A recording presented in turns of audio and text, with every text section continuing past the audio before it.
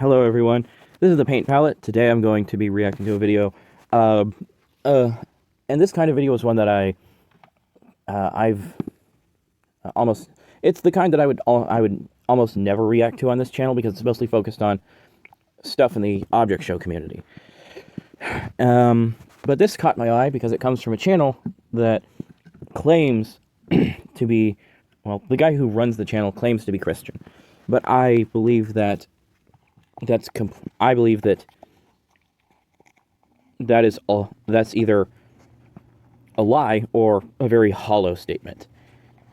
And I find his views to be reprehensible, and I'll explain why. Because even though I am a traditionalist conservative, I don't believe that this kind of thing, the idea that you can debunk egalitarianism for all races, and I'll explain why I don't believe you can just debunk those as we go along. And he'll give different excuses as to why you can, or at least how you can debunk it. But I ultimately believe that this is false, and that it shows what kind of person he really is. The West is racist. That's what mainstream leftism has been saying for decades. And what's really goofy is that he categorizes the general left as all one thing, even though there's so many different factions to them. It's a perfect straw man. And while I have very little sympathy for the extremists among them and the lunatics who cheer when people become victims of political violence, like those people are disgusting, and I have no patience for those who believe the law has no legitimacy except when it aligns with their views. I ultimately believe that those are not the majority of the people who call themselves leftist.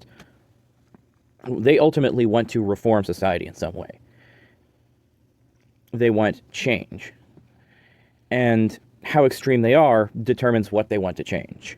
And not all people who want to change society in the way that he depicts them. He depicts this kind of person demanding it be changed. Why else would there be such great disparities in income, crime rates, etc. between racial groups? And this is something that you just take for granted if you have no education. Well, I don't have an education in anthropology, but I am such a big history buff, and I love studying anthropology that even though I don't have a degree in it, this is something that you can very easily poke holes in, unless your education is at like a 6th grade level, or you just slept through all of high school. In their worldview, all racial groups and cultures are equal. Therefore, all disparities can only be explained by discrimination. This is kind of a straw man, and for my own reason, I kind of disagree with this. Partially because there are some who are kind of hypocritical in how they approach other races among the left. But I also believe that because the people who align themselves with the various flavors of fascism from Europe, they are just as much on the left as the communists and other flavors of totalitarian socialism. Because they don't want to just reform society. They want to destroy society and rebuild it in their image. It's a kind of change that I don't want. And there is... and his oversimplification of things is just disturbing in how all-encompassing it is.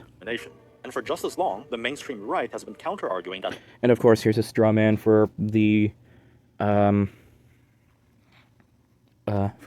opposing view, as he puts it. The mainstream opposing view. Culture explains all disparities. In their worldview, some racial groups completely randomly adopted cultures that sabotage themselves. For them, culture is the root cause. Any racial group could theoretically adopt a culture. And this is something I think is a straw man because if your reason for believing that different people groups behave differently when they go to a different society and they adapt in different ways, it's not your average conservative doesn't believe that it is completely random that cultures show up the way they do in the world. They believe it is largely because of the history and the events and the stories that these different cultural groups would tell themselves and how they would adapt and think of the world as they adapted to it. It has worked for any other group and improved themselves. And for that reason, all could theoretically assimilate anywhere.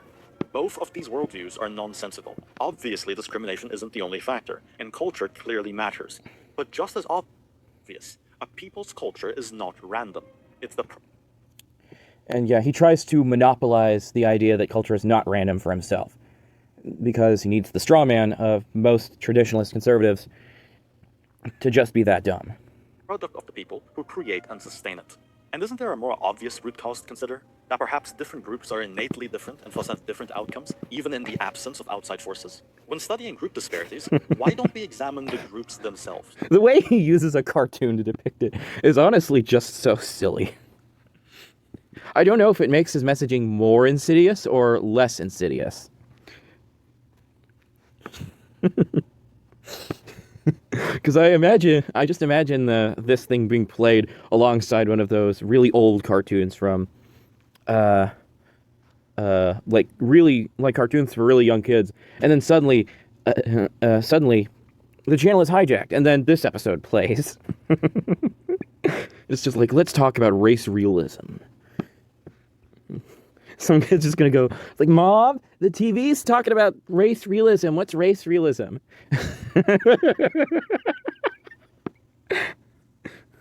You already know why. Because in our modern society, one of the most sacred dogmas is racial egalitarianism. The belief... I don't think dogma should be the way that we look at it. And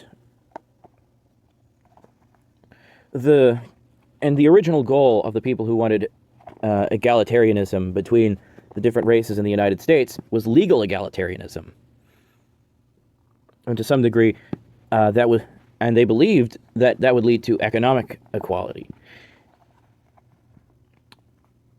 And I think that's what people want to believe in, legal egalitarianism.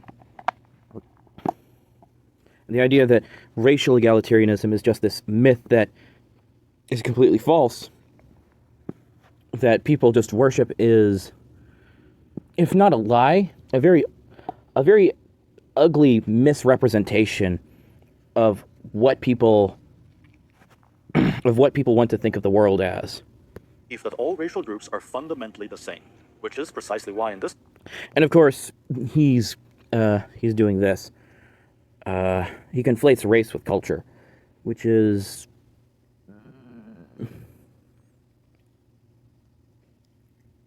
kind of a slippery slope. Like, sure, some of the there is a slight impact, but ultimately I believe that race doesn't really impact culture. The environment does, and not in the and largely that impact happens over centuries, and it depends on geography and the way the groups around them behaved. Video, I'll be ranking and debunking. Of course, even the best argument one could think of is something he will not. Well, it's if I disagree. I highly doubt that he would agree with there is an argument strong enough where he would agree with it. All arguments for racial egalitarianism, and I'm putting them on a tier list. If you enjoyed, consider... Let's see what the others say. Premise undermines the conclusion. What does that even mean? And then there's the serious failure in reasoning, which I should assume means they dropped the ball somewhere, and they made a mistake in the premise that comes out in the conclusion. And that would need to... And you need to rethink it. And then the abyss is deceptive or ignorance as a choice, which is going to be one of the more controversial ones. All arguments for racial egalitarianism, and I'm putting them on a tier list. If you enjoyed, consider subscribing. Therefore, the existence of exceptional individuals will therefore... I'm an idiot. Quick disclaimer. Just listen. If you enjoyed, consider subscribing. There we go. Here we go. Yeah, so you can see here that this guy claims to have the interests of Christians in mind, even if he doesn't claim... Even if he later says that he isn't one himself, he clearly claims to have their interests in mind, which I also don't believe, because he makes this video claiming, well, saying, what politics must Christians support? And as a Christian-leaning agnostic, I find it strange that he would make a video like that, and then make stuff about make just the most anti-Semitic and well, not the most anti-Semitic, but he's made stuff that's anti-Semitic and actively praises the we'll say the maniac that essentially abolished democracy in Germany. Since I can't say his name on YouTube, of course, YouTube doesn't understand that saying his name a demonetizable offense makes it harder for people to be told that he was a lunatic, because he was. This man making videos like this is not out to spread the good news. He is out to spread discord and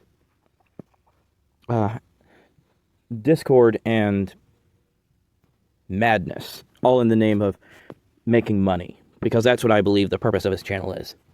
They're very clickable titles, they're very controversial subjects, which are great at attracting outrage and intrigue. So why wouldn't he make stuff like this? It just makes money. It helps the channel. I personally believe that 10 years ago, he would be he would make videos on the opposite side of the aisle if he were not in high school at the time.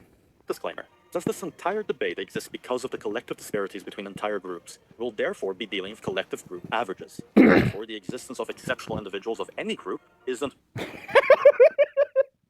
The way he just depicts them as being thrown aside, and then the animation is kind of spotty too. I don't know if that's on purpose. I can't really tell with this guy.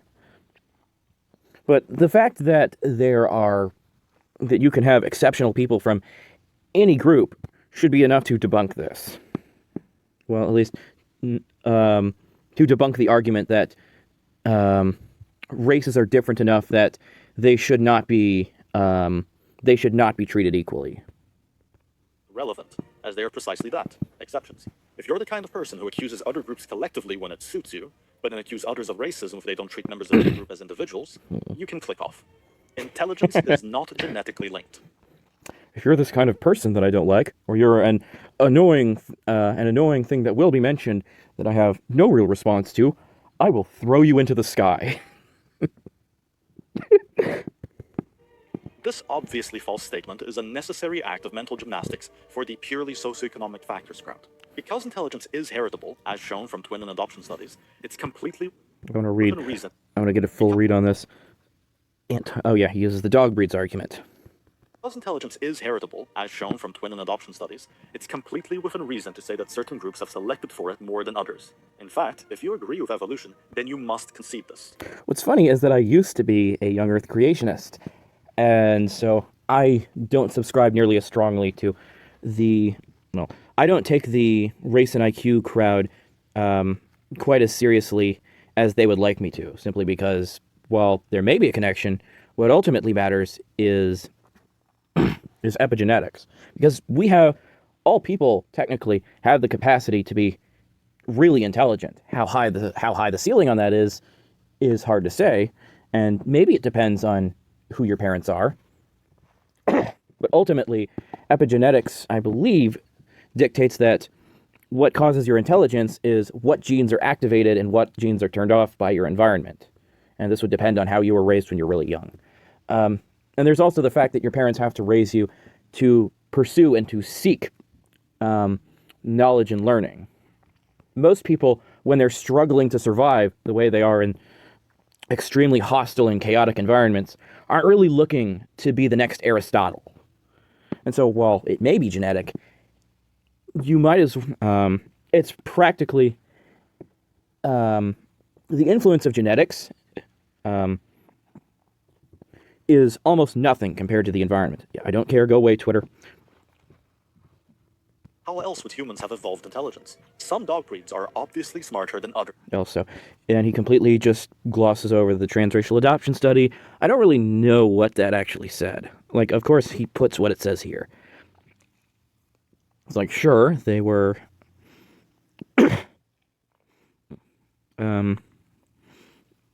It's like, sure, the black adoptees averaged a lower IQ than the white ones, but one has to ask the question, what exactly were the factors they used when they were choosing the black adoptees? Were they making sure that they were as healthy and as well adjusted as the people that they were having the child be adopted by? Because that can have a significant impact.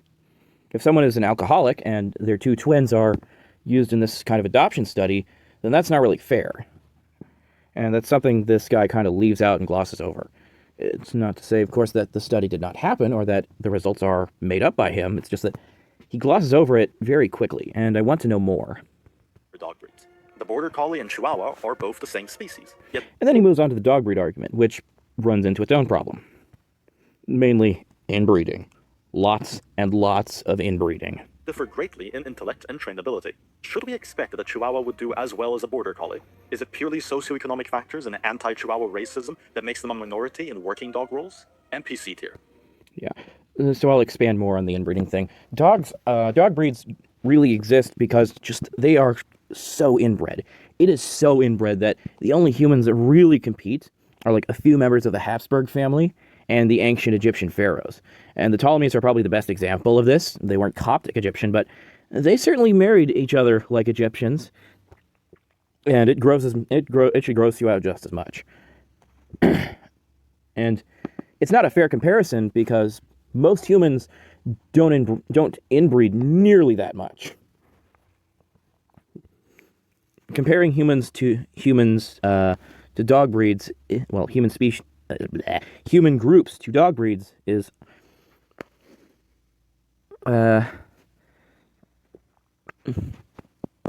well, not wrong, is also not fair. Because these dog breeds were bred to do specific things and were trained very harshly to act a certain way.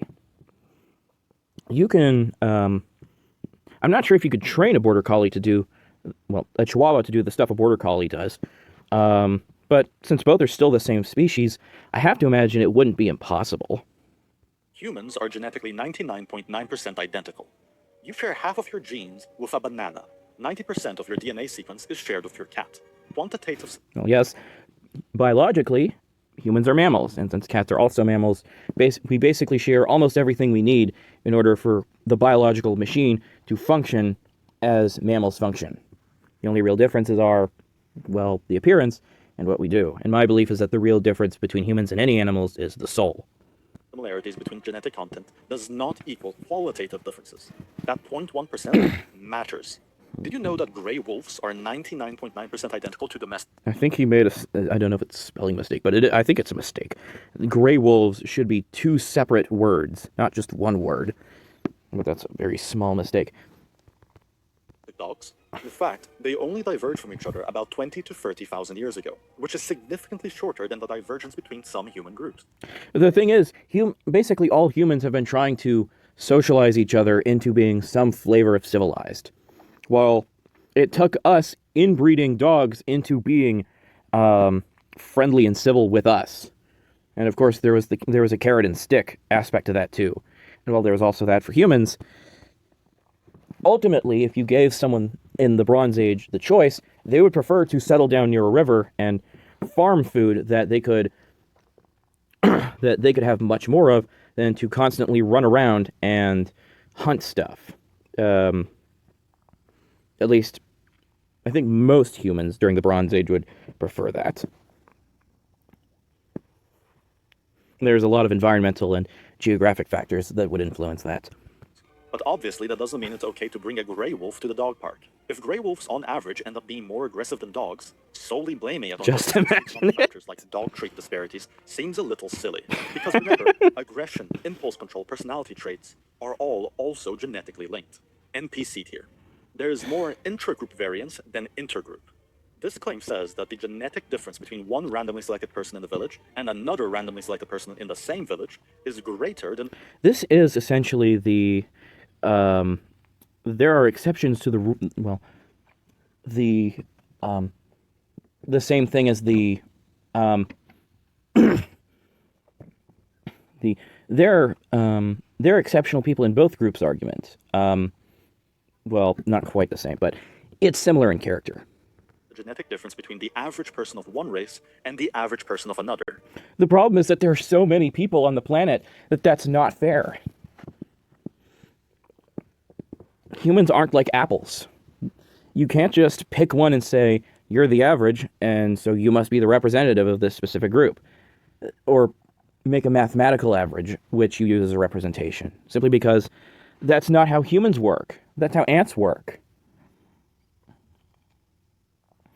And throwing aside the agency of people as individuals because you care about qualitative variance and not quantitative variance is essentially just as dismissive as saying,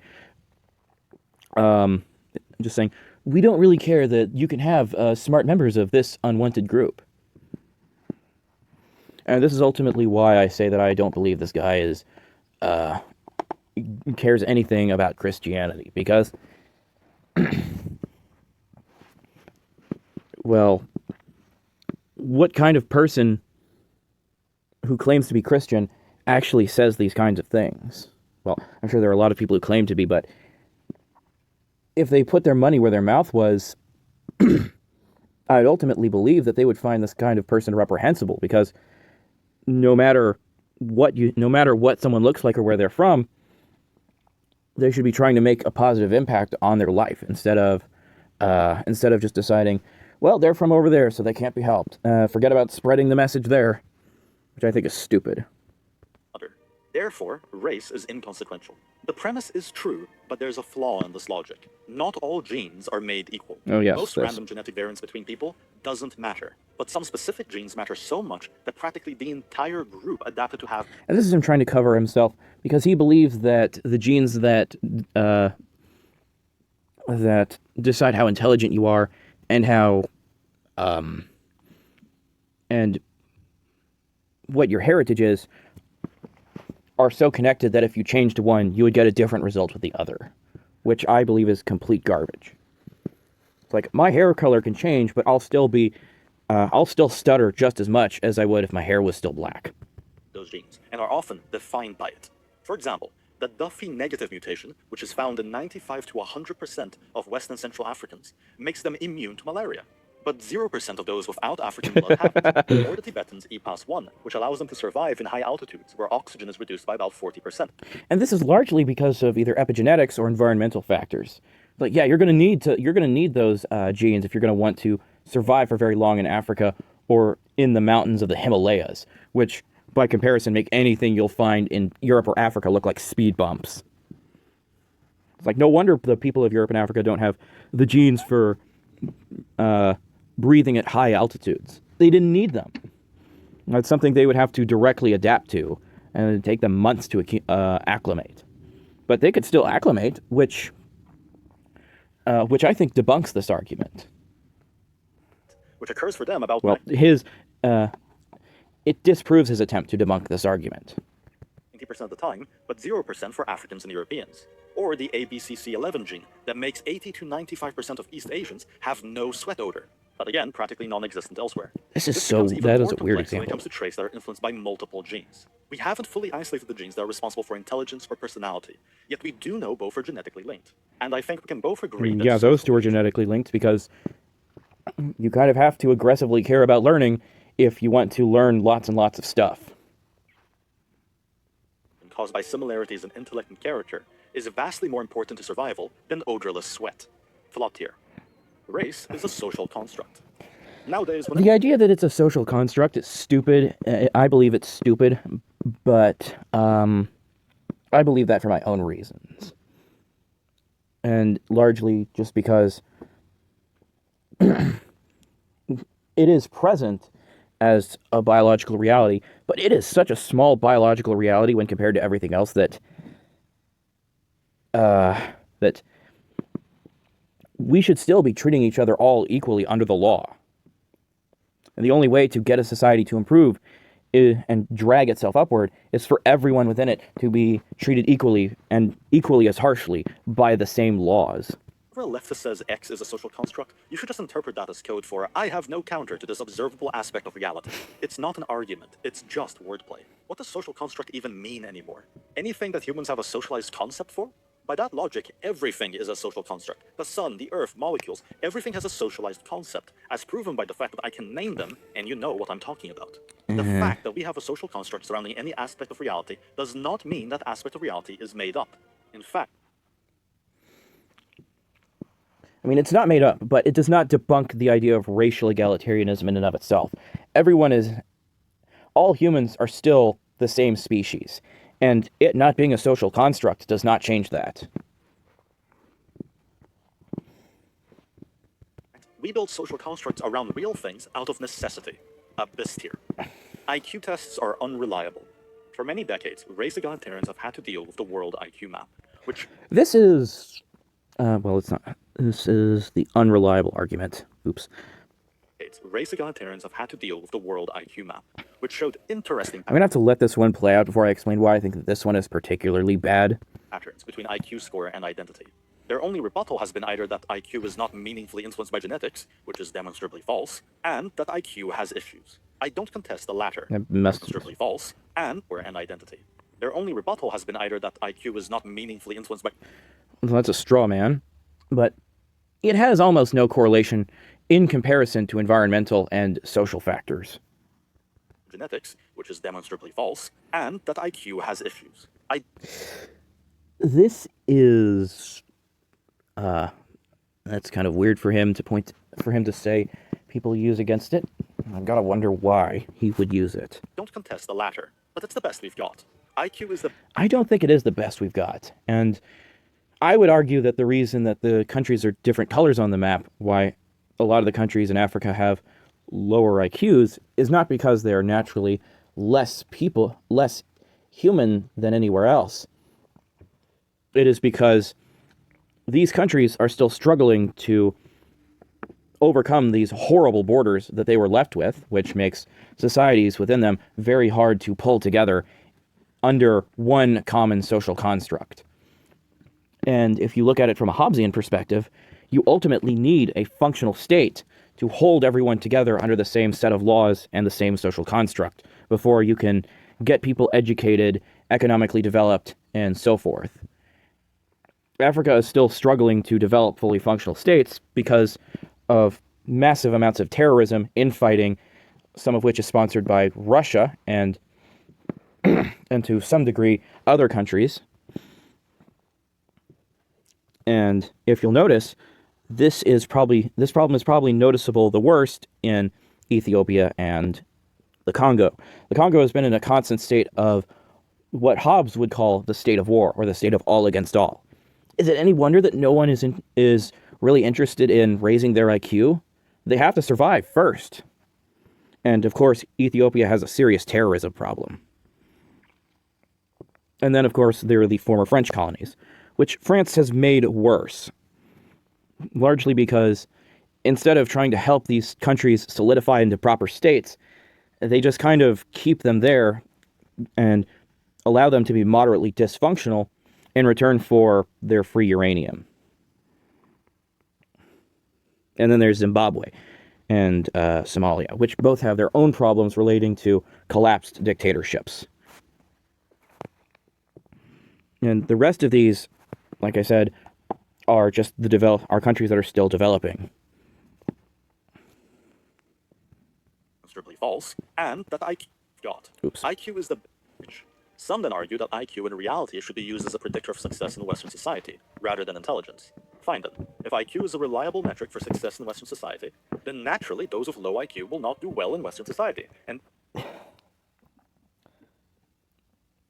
that's a very cheap statement to make, because while it might be true on average, there are people who will, even if they technically have a low IQ, they can adapt and learn quickly enough that will be a non-issue. I can imagine the guy who sold snake oil probably wasn't that sharp of a person, but he still made a lot of money. Therefore, we should not be importing them, nor should we expect low IQ groups to have similar outcomes to high IQ groups, even in the absence of discrimination. And, of course, this is a response that completely ignores anthropology, his response to this argument specifically. And something else that he doesn't talk about in relation to IQ tests is the Flynn effect, where essentially every decade the IQ scores have to be adjusted by 3 points in order to keep up with, in order to make sure that 100 stays the average. So if you went back, we'll say, 21 years, the average person of today would be 21 points smarter than on those tests 21 years in the past than the average person of that time was. That's kind of a general average, and that's kind of one of the wonky effects of one of the wonky side effects of trying to keep 100 the average. And I think the Flynn effect generally applies to all societies. I'm not totally sure about that, but you could argue that if you went back far enough, the average person in America, by the current IQ standard, would have had an IQ of 70. And that's kind of where a lot of countries today sit currently. Is that because they're naturally less than us? No, it's because they're struggling with pulling together a state that can withstand the chaos that they are trying to overcome. And unfortunately, that chaos is partially our fault.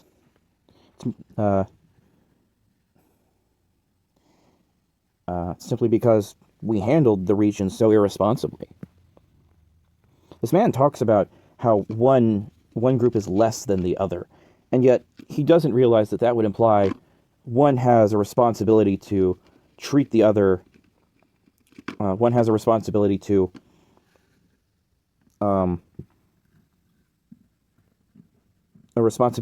the others. Even if that responsibility is just as small as trying to help them catch up in terms of helping these states solidify. Since IQ is so artificially advantageous in the West, let those of low IQ thrive in other societies. Why do they insist on coming to our ones where those suffer? The reason is because there are no societies where high IQ isn't advantageous. NPC tier. Culture. This is true. People don't really thrive in societies that he would call low IQ because, well, those societies are very unequal where most people suffer at the bottom of the social ladder. So there's no thriving to be had there. That's pretty much how things were in ancient Rome. Almost nobody was thriving. At least almost no one outside of Greece and Rome and Italy.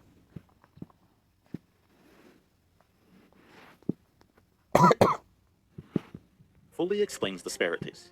This is everyone's favorite cope when they don't agree that the West is discriminating. Yes, culture is the true determinant. This is an oversimplified version of what I believe is the real argument that people are making when they say culture explains these disparities. It's that the environment and history that created this culture and how it influenced those people who adopted said culture explains why they are the way they are. And my explanation for why places are the way they are is very Hobbesian as a result. Against certain groups, but don't want to give leftists reasons to call them racist. Here's the thing, you're going to be called racist regardless when you disagree, so you might as well be honest. Why do some groups... I hate that so much. It's like, just be honest about being racist, which is just so disgusting. Because why would you claim to have any interest in what Christianity says or what becomes of Christians if you believe that humans are not all equal, to the extent that you should be fine with watching and laughing when one part of the world burns? Because even though I'm only an agnostic, I find hypocrisy for the sake of making money to be just as shameful as anyone else should. Than others.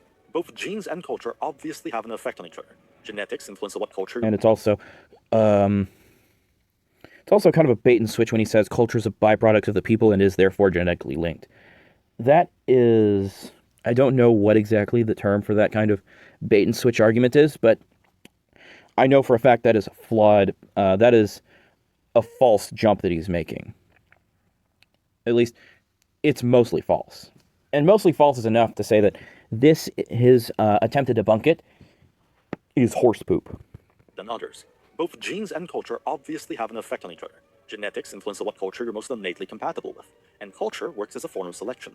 But which came first, genetics or culture? This isn't a philosophic question. Genes obviously predate culture.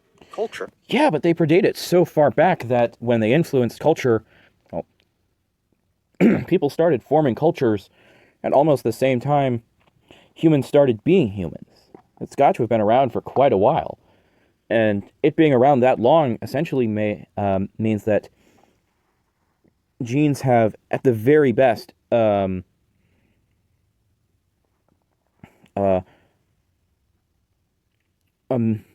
a minuscule effect on what the culture looks like. Compared to geography and social environment, it is basically non-existent. Is a product of a people, not the cause of it, even if there is a feedback loop. Just because a culture works for one group of people doesn't mean it works for all. Abyss tier. Different groups are different for a reason. They adapted to survive in their own unique circumstances. The expectation that you can transplant the people from one part of the world into another, and that they'll integrate and perform at identical levels to anyone else, is a delusion rooted in the routinely debunked blank slate ideology. Yeah, the blank slate thing is obviously stupid, but ultimately, no matter who or where they came from, if someone wants to integrate properly into American society, like they're a flag-waving, burger-eating, gun-toting, red, white, and blue maniac, just as much as their new neighbor in Texas, like even if they're from Indonesia, that kind of person has, they blend in, they're going to blend into the society and integrate far more than someone who comes in from Europe and is just unwilling to. It's like someone from Indonesia is going to be genetically more distant from a guy in Texas, but is ultimately either up to whether or not whether they desire or whether they feel it is worth the time to desire it rather than their blood, which I think is stupid. And it completely discounts the people who came here from East Asia in the late 1800s and early 1900s. They came here and they wanted to blend in, and they ultimately did a pretty good job doing it. And we still threw tomatoes at them for it, which I think is a tragedy, because ultimately they are probably more civilized than we are in some aspects. And that should be respected, and largely on a cultural basis. And of course, the best example I have of that is FDR's forcing the Japanese into internment camps. When Japan declared war on America, the Japanese Americans, they volunteered to fight in the United States Army because they wanted to show that they were on America's side. They got real patriotic. They were flag waving and everything. And FDR decided the public doesn't care and they're too paranoid, and I don't care if it's wrong, so I'll just throw them in. In the internment camps. Perpetuated solely by... Ooh, also, I have a community of people nearby who are Ethiopians, and I've run into them on the occasion that I go to this Lutheran church that's a short walk away. They blend in perfectly well into society. They're moderately friendly. They cause no trouble. While the blank slate stuff is complete nonsense, it being nonsense does not change that it is not blood that decides who we are. It is us. We have agency in what we are, far more than most people would like to believe. The fear of being labeled racist. That concludes the tier list. If there are any other arguments you'd like to see addressed, please... And ultimately, I don't believe this guy is Christian or has any interest in preserving Christianity in America, because a lot of his means for debunking things, his arguments line up more with the Nuremberg laws than they do with anything that someone would have come up with 500 years ago. If they'd asked, if they'd gotten a group of really intelligent people from that time together. Ugh. And considering this man makes videos where he praises the ideas and the and the writings of the man who was responsible for the Nuremberg laws. And he also pays no mind to the fact that that same person also wanted to wipe out half of Europe in the name of resettling it, simply because it's like, what's more important is my anti-Semitic message than it lines up with this this guy who happens to be really evil. And I don't believe someone like that is actually Christian. I believe that this guy is a grifter, and he's only doing what he does for money. He makes these very provocative videos with very controversial statements within them, because he's trying to farm for rage, and rage just means that more people will think about it and talk about it and give him more engagement. If he does believe any of this stuff, then that's a failure. That's a failure on his part. And I do not respect his arguments here, simply because these are they're all misconstrued, or they're set aside in the most careless way possible, like the more variance arguments. Or he just flat out misconstrues them as this deceptive, evil nonsense, before also claiming that they're something that they're not. He misrepresents them. A lot of misrepresentation goes on here, and I don't appreciate that at all. So in the future, if you run into this guy's content, I want you to think of this guy not as conservative, but as a snake oil salesman. He doesn't have ideas to propose that would make society calm down, and he doesn't have any interest in society calming down either. If he did, he wouldn't make videos that feed on the fears and the frustrations of society in such a harmful way. And it would be very surprising to me if he actually happens to be a Christian, like outside of the performative sense. Regardless, I hope you enjoyed the video. I'll link a few things in the description so that you can understand some of my arguments against his debunks better. And I'll see you next time. Bye-bye.